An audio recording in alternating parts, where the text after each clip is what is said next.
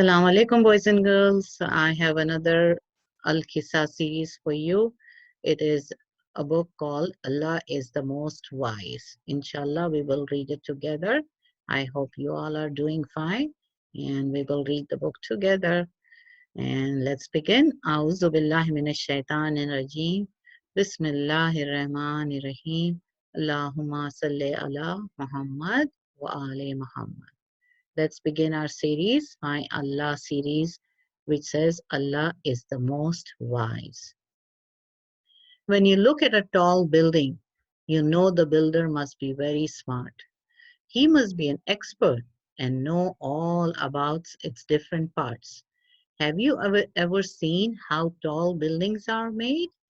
Boys and girls, have you gone to the downtown Chicago and have you seen how tall the buildings are? The Sears Tower and many other tall buildings. So when you look at these tall buildings, what do you feel? You know the builder must be very he must have he must be very smart. He must have made a lot of effort. He must have learned a lot to make those beautiful buildings. And when you see a beautiful piece of art, you know the artist must be very smart who gave pointers the hands they paint with. So when you go and see a beautiful painting and you see, oh my God, I can't believe how well that person has painted these beautiful illustrations. So do you wonder at who made this person paint such beautiful pictures? How did that painter get such good ideas to paint? So do you ever wonder when you see beautiful paintings? When you see an airplane flying high above the trees, you know the clever engineer, he knows a lot about machines. Where would you go in an airplane? So when you see an airplane, do you wonder how does an airplane fly? How did those people learn how to make beautiful airplane that can fly us all up in the air? Do you wonder at what at all the skills that's needed to become a pilot, or what are the skills needed to build that airplane? Do you wonder when you see the airplane? Do you wonder at how much they must have to study to become a pilot or an engineer or an aircraft technician? Do you wonder at those things? When you see a farmer busy with his planting, you realize he must know a lot about farming. What are some fruits a farmer grows?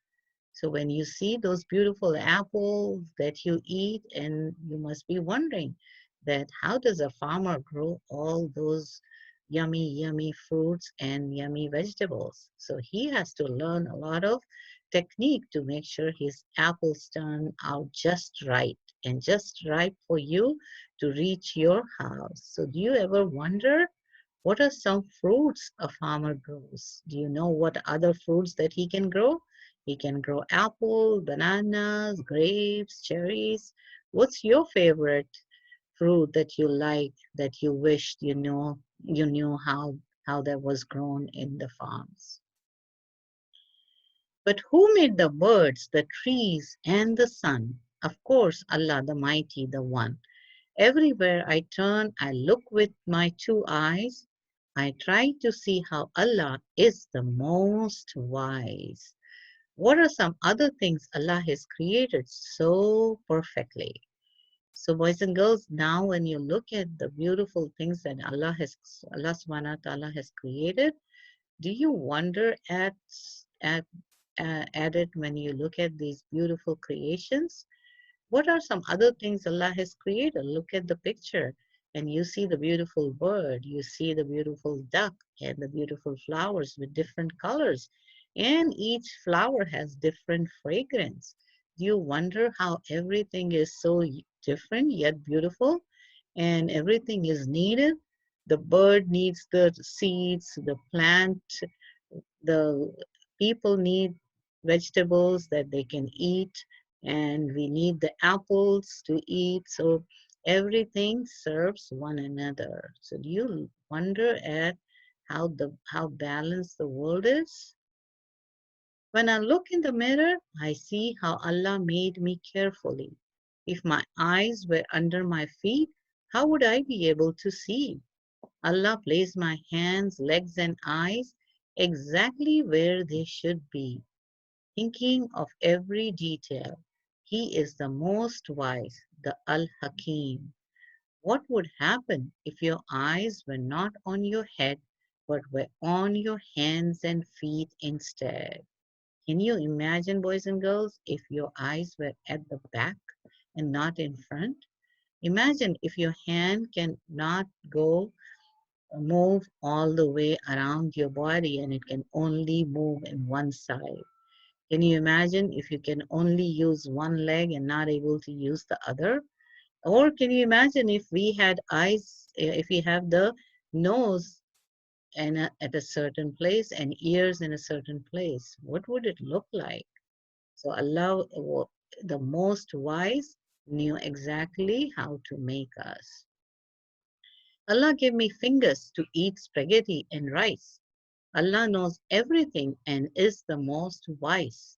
Try picking up something without your thumb, only using four fingers. What happens?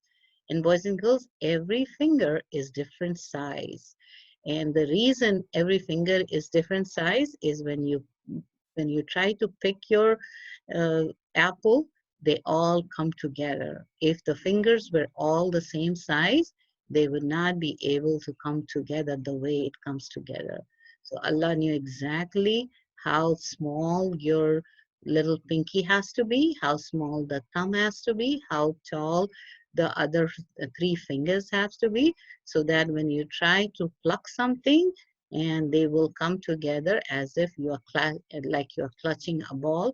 They will come together and you're able to grip an apple or a ball with your fingers. If all the fingers were the same size, you'll not be able to pick up anything.